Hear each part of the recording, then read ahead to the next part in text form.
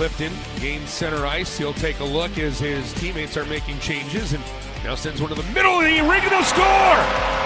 Ryan McLeod wasted no time snapping the shot through Tokarski, and the Sabres, 43 seconds in, have a 1-0 lead. Now Tuch, it starts and he'll score! Cousins takes the pass from Tuch on a rarity where Burns and Slavin couldn't clear. Cousins from the high slot takes the Tuch feed, and it's 2-0 Buffalo. Face off one by Buffalo. Sharp angle shot to score! Zucker threw it out in front, and McLeod's second of the game puts Buffalo up 3-0 with 3.5 left. Hi, everyone. I'm Adam Gold, and that didn't go well. Did not go well at all. Hi, this is the Canes Corner podcast live on YouTube. As always, I would appreciate like, subscribe, share, rate, review if you're listening to this in a normal podcast fashion. If you don't join us live on YouTube after the game, like a lot of people do, but you are certainly not required. Attendance is not required. I do not keep attendance. I do not check notebooks. I only ask that you enjoy it. If you do, let me know. And if you do, tell a friend, tell a fellow Caniac, and we'll just keep growing this community, shall we? So, yeah, do us give us a 5-star review. Why not? And if certainly I use Apple Podcast. If you leave me a 5-star review, I'll read it. I will. So we're brought to you by the Aluminum Company of North Carolina. If it's for the exterior of your home, you can find it at the Aluminum Company of North Carolina on Hamlin Road in Durham. No place like it. Sammy Hanner's crew do a great job. You should check them out for all of your exterior home improvement needs.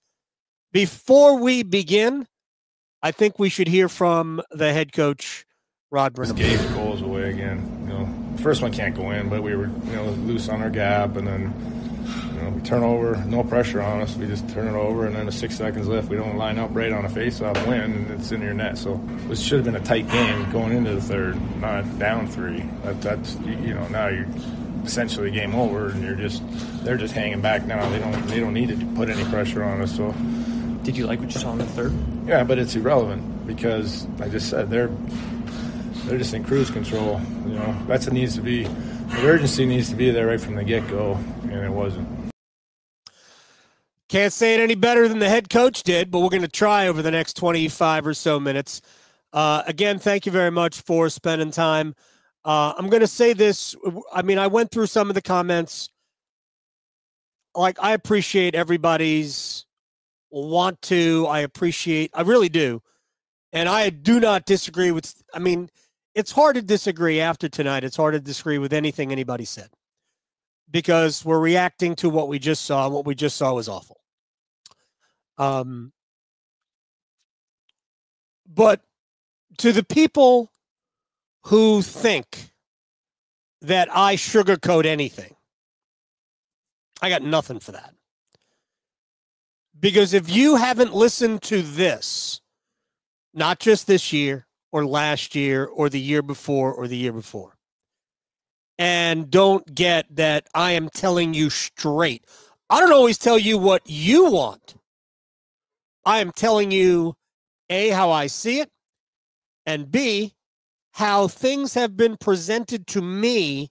And now I'm not talking about individual games or individual players, but why certain decisions are made. But I am unfiltered on this podcast. I always have been. I always will be, because my only job is to be honest with you. Sometimes doesn't suit your opinion because I understand we all have different opinions. Right? But I'm going to tell you this absolute truth as I see it. I do agree with what the head coach said. Tonight was no good. Not really a lack of effort, honestly. I mean, we could certainly find points where that guy didn't try hard. Somebody didn't keep an assignment on the third goal, blah, blah, blah. Not being tighter to your man on the first goal. We're going to go through the goals. But tonight was just failure across the board in every possible phase of the game. But please don't insult me by trying to think that I sugarcoat anything. Don't do that. Because if you think I do, then you shouldn't be listening to this, because you can't tell honesty from anything. So with that said, let's move on. Here's what happened tonight. The Carolina Hurricanes, all of their problems, every single one of their problems happened at once. All of them. Horrible goaltending happened tonight. Want to find the lie there? Horrible goaltending tonight. Rod Brindamore said it. We all knew it. That first goal, can't go. Second goal, I mean, shouldn't go that easily. But he got a clean look at it, and Dylan Cousins was right at the top of the circles. Let's just give him a pass. Let's give Dustin Tokarski a pass on that one. Third goal, can't go. Now, he had help. Tokarski had help. Since we're here, we might as well start with the goals. There's really not much else to say other than I know a lot of you want everybody traded and everybody fired. I saw somebody on I think it was on Blue Sky. We saw negativity on Blue Sky, some anger on Blue Sky. I thought everybody's happy on Blue Sky. I joke. I don't even remember what I was about to say. Look, they were no good. But let me go through the goals. I'll eventually remember what I was going to say. Hey, best part about tonight, and there is a silver lining, is that the game started at 6, which means I'll be done ranting about this by about 9:45. I'll get a full night's sleep, and I'm already home. So it's even better. So here's the first goal. First goal, Carolina opening shift is fine. It's the stall line. They do lose control of the puck in the offensive zone, and it's a line change, and it's not a bad line change. And I think it was the Kotkaniemi line that came on the ice, but it ain't really their fault. That line, nobody was good, so we're not protecting anybody. There isn't a single player tonight who was good enough in a win. Not one single player tonight was good. So Connor Clifton has the puck just outside the blue line on the right-hand side. Dmitry Orlov backs off of him. I'm not sure why, but he did. And maybe he was expecting one of the forwards to come over and pressure, but that didn't happen. And then he gets the puck to Ryan McLeod and Jalen Chatfield, because, Ryan McLeod is an elite offensive player.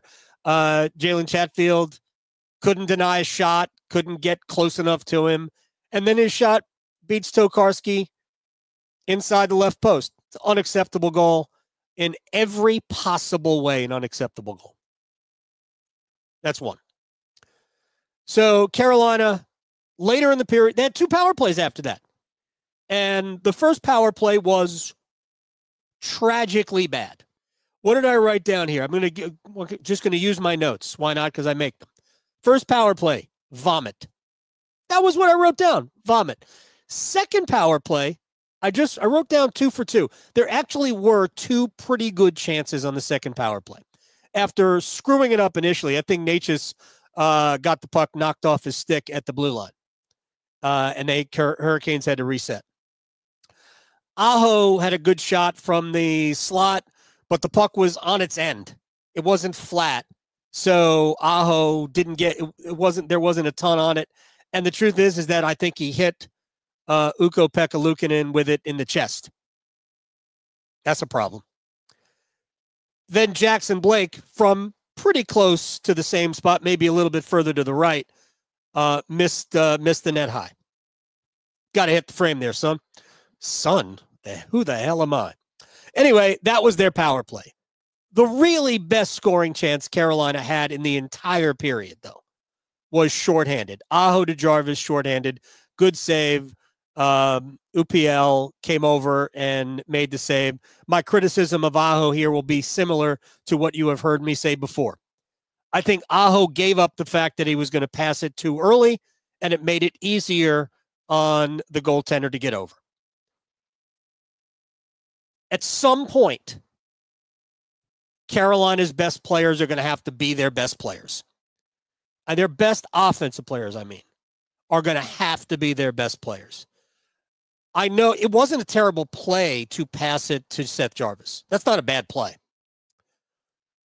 But when you make it obvious you're not going to shoot, it makes it more difficult for Jarvis to score. Good save by Luukkonen. Or is it Pekka? I don't know where the hyphen is. I apologize to the entire Luukkonen household and the nation of Finland. Suomi. So that was Carolina's best. Might have been Carolina's best scoring. Well, no, not of the entire game, but certainly of the first period. That was Carolina's best scoring chance. Shorthanded, as opposed to 4 minutes of power play time. No good. And by the way, those power plays were back to back, because as soon as the first power play ended, Buffalo took another penalty. They did kill that penalty, Buffalo's penalty, Buffalo's power play. That was a good kill. That was actually the only good thing that happened tonight. But it was the only time Carolina went to the box. All right, then we get to the second period and the second goal, which was comedy. Brent Burns waited too long, very casual with the puck in his own end, and I'm not going to call it a clear because he was trying to pass it. He wasn't just trying to clear the zone. He's trying to pass it up ice. I don't even know who, but it caromed off a Buffalo Sabre and essentially went back behind Burns. Burns went and got it and made the smart play, got it over to Jacob Slavin. You live to fight another day. Then Slavin had a pass out of the zone, knocked down. Only this one, I guess it wasn't knocked down. It was knocked into the air. I was going to say knocked up, but frankly, I don't even want to deal with the pun. And then the puck comes to Alex Tuch just outside the blue line. He gives it to Dylan Cousins, who skates in. It's 3-on-2. Just Slavin and Burns are back because twice that puck was supposed to get up ice. And Cousins from between the face-off circles beats Tokarski glove side. Clean. Like, not even that close. Clean. 2-0. Two unforced errors. Well, I shouldn't say unforced. I'll give Buffalo some credit for pressuring the passer. 2-0. But casual. Slavin didn't play that well either. He's much better than that always. 2-0 Buffalo. And then the dagger. The absolute dagger. You get a defensive zone faceoff. I don't even remember what led to the defensive zone faceoff. I'm sure somebody that you hate screwed up. And I say that because all of you have it out for basically everybody. And I do find it adorable, though. I find this adorable. Even on the second goal, which we just explained, I don't see anybody wanting to blame Jacob Slavin. And I get it, man. He's the best. Slavin is great. Nobody's saying that. Nobody's saying anything other than that. But after Slavin gave the puck away, which ended up being the goal by Dylan Cousins, people ripped Brent Burns. I'm sorry if I find that funny. I know there's some of you that it doesn't matter what Brent Burns does. He sucks. Today, everybody sucked. Today, you were right today. I just found that hysterical. It was adorable. You find somebody who loves Jacob Slavin or hates Brent Burns. Maybe that's the same thing. Like you hate Brent Burns or love Jacob Slavin. Anyway, so Carolina's got a defensive zone faceoff with just over 6 seconds left. Sebastian Aho wins it. Dmitry Orlov is lined up outside the circle by the wall. Jarvis, Chatfield, Roslovic are inside the dot, protecting the center of the ice. Aho wins the puck, face-off back into the corner. Orlov doesn't go for it. Jarvis circles back up. Chatfield doesn't go for the puck either, which I'm not saying, I don't know whose job it is to go where and whatever. But Aho wins the draw. No Hurricane goes after the puck. Jason Zucker comes from inside the faceoff circle all the way to the corner, gets the puck, throws it in front. Aho's behind Ryan McLeod. First of all, Tokarski should just glove that down, but he didn't. It bounces off of him, falls to the ice. McLeod just whacks at it. He chips it, gets maybe 25% of the puck, and it just floats in. So Tokarski's leaky. He should have handled the puck better in the first place. Now it's 3-0. Essentially, the game's over, even though it wasn't. But essentially, it's game over. And Rod Brind'Amour was flat out right about the third period. And I've said this before. When I've heard people say, well, we were great in the third period. Yeah, but when you're down 3-0, I don't really care how good you were in the third period unless you are really going to be good in the third period. And I don't think Carolina was really good in the third period. And you start to come back right away. I've seen some periods like that. I've seen it happen. I think it was against the Kings a couple of years ago at Lenovo Center. Look, I saw it happen against the Vancouver Canucks in Raleigh a long time ago. This is before the Rod Brind'Amour era began. I used to do intermission videos. I wasn't doing the podcast after games. I wasn't doing Stormwatch aftermath intermissions for the team on radio. I was just covering, and because we had a deal with the team, I would do a like a 60 to 90 second video in between in the second intermission that they would play on the Jumbotron. And I remember after Carolina looked absolutely lifeless against Vancouver in a game, and I said on the video, well, at least that period's over.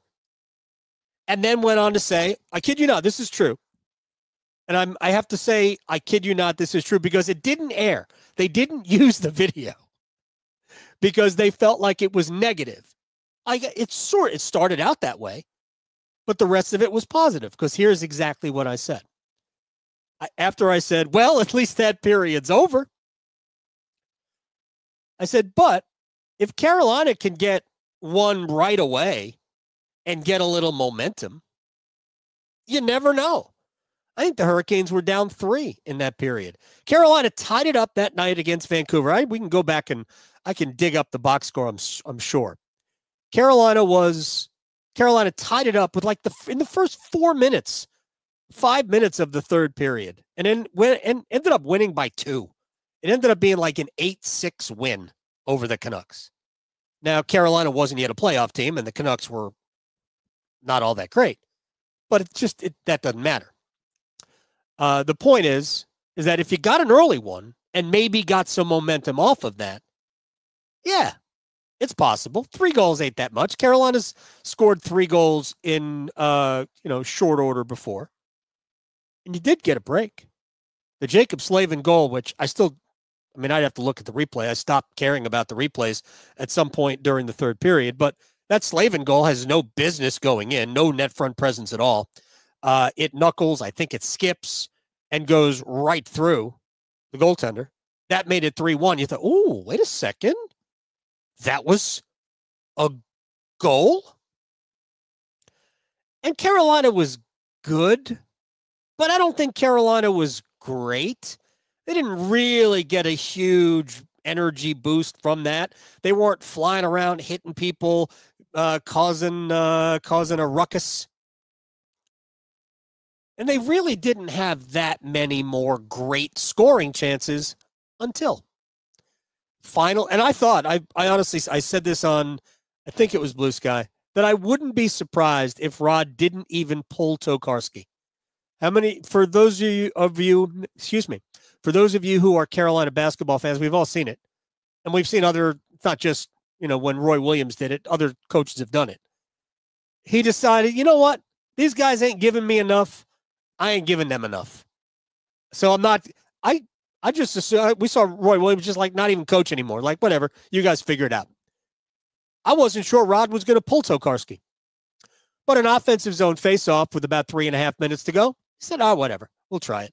I'm sure Rod didn't think Carolina would create anything dangerous, but Martin Necas, one-timer from the left faceoff circle. It went off the shoulder of Pekka Luukkonen and in. And there you go. It's suddenly 3-2, and you've got 3:08 left. You thought, wait a second, this could happen. And it didn't happen because they weren't good enough. That's why it didn't happen, because they weren't good enough at any point during the game. I know Tripp and Mike were trying to go, hey, well, Necas scored. It is. First time in 19 games, Martin Necas has beaten a goaltender with a puck. Amazing. Good for him. I hope it gets him back going. I hope it does. So, but I don't know what importance you assign to anything that happened in the third period. I really don't. All right, so that's the game. And I'm going to be very quick the rest of the way. I think that the roster has a couple of issues, and we'll get to them pretty quickly.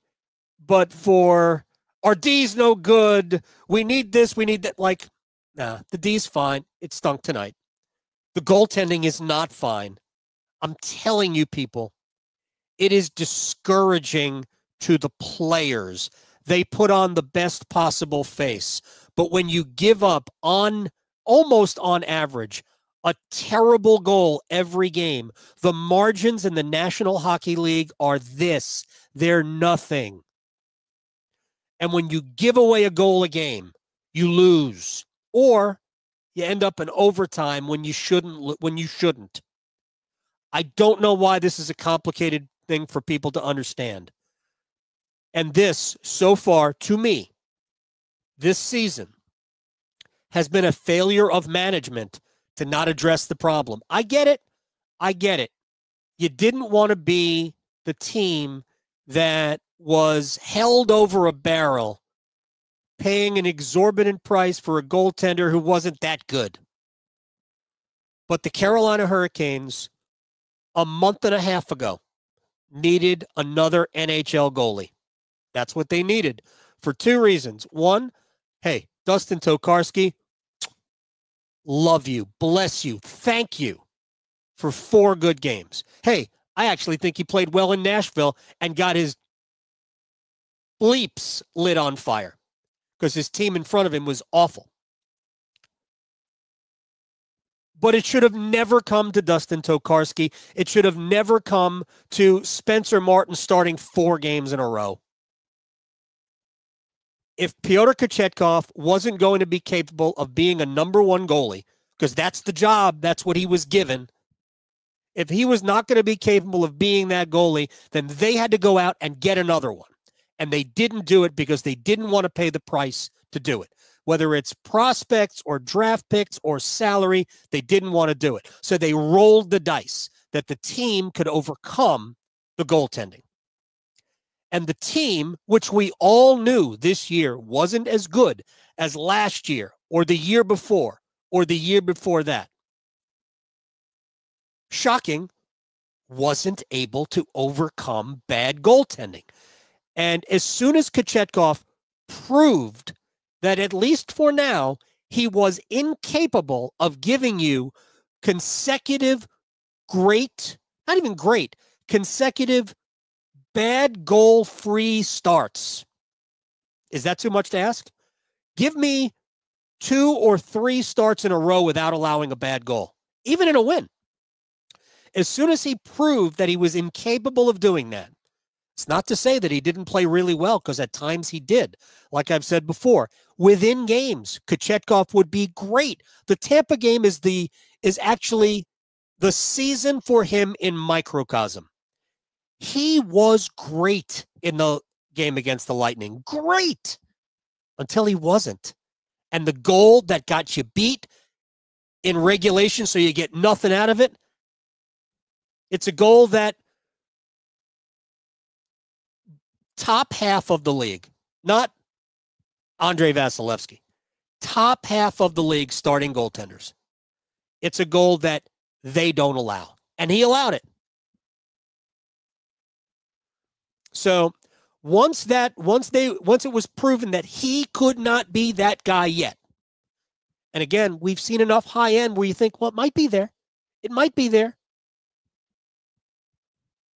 They should have gone out and gotten themselves another NHL goalie, because that NHL goalie, at the very least, applies pressure to Kochetkov. Hey, and I'm just going to pick a name out of thin air. It doesn't even matter. I'll tell you what. I'll use Tristan Jarry, who was waived by the Pittsburgh Penguins. No way Carolina's picking him up at $5.4 million a year with 3 more years left on a contract after this one, and he's bad.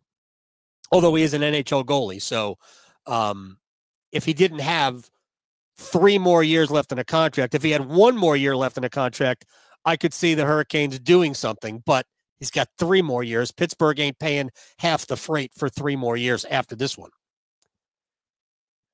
But if you could pick up a guy who could play in the NHL, heck, Alex Nedeljkovic, at least you would be applying pressure to Kochetkov. But they didn't do that. The pressure came from Spencer Martin, please. Dustin Tokarski again, bless your heart.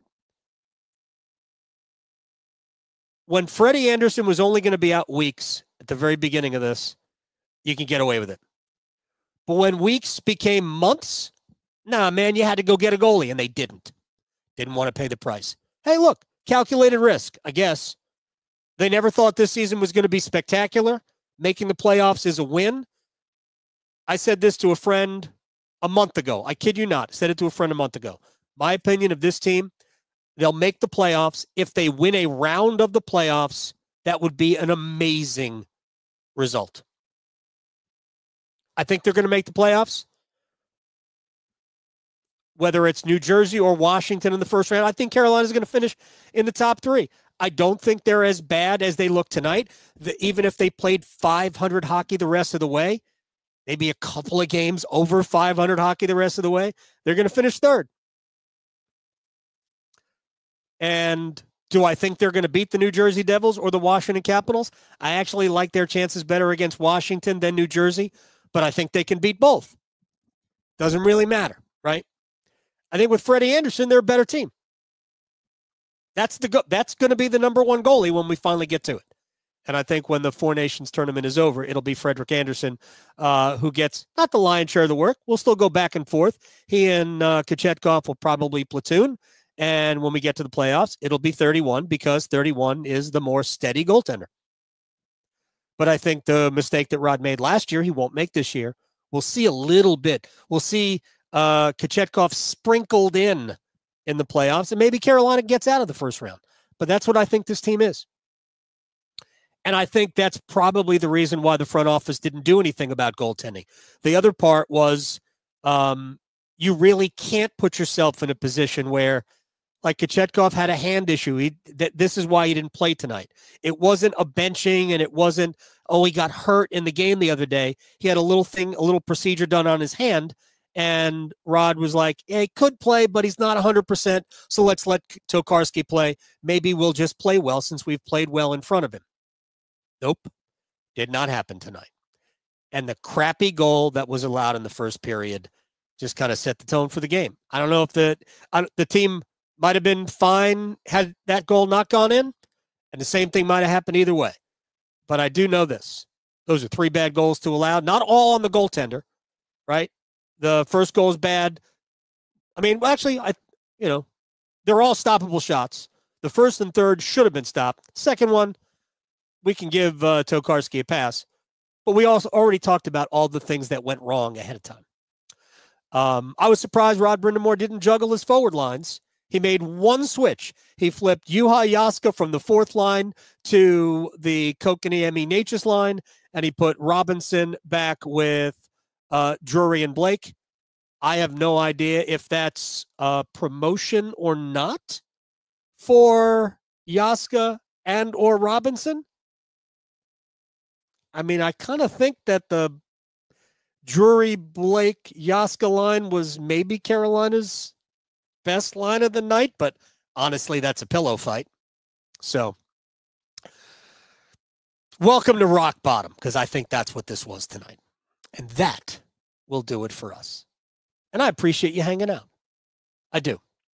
Thank you very much for joining me on the Canes Corner podcast, brought to you by the Aluminum Company of North Carolina. If it is for the exterior of your home, you can find it at the Aluminum Company of North Carolina on Hamlin Road in Durham. No place like it. Sammy Hanna and his crew do a great job. Now, if you are going to, if you're listening to this in a normal podcast fashion, rate, review, subscribe, like, same thing. We do it after every Hurricanes game, except, and I'll give you the except in a second, right here live on YouTube, youtube.com/Canes Corner Podcast. We're not going to be here Friday against Vegas. Oh, by the way, Golden Knights are the best team in the NHL. Nice. After that, Carolina's going to win that game. Promise you, Hurricanes are going to beat the Golden Knights. I'm not even kidding. And that'll make us all mad because they lost in overtime to the Ducks and lost in Buffalo after Carolina beats Vegas. But I'm not going to be able to see the game on Friday night, so I can't do the podcast. Monday, game time decision. I don't know if I will be back. I've got a trip, or I'm going to Atlanta for a few days, and then I will be back on Monday. Game starts at 8:30 Monday night against the Blackhawks. If I can watch the game, I'll jump on for a quick podcast after, but I don't know that I'm going to be back in time. All right? Everybody happy? Probably not. I'm not either. But I'm glad that we had this time together. I'm so glad we had this time together just to have a laugh or sing a song. Bonus points to anybody who knows what TV show that came from. I'll see everybody next time on the Canes Corner podcast. Good night.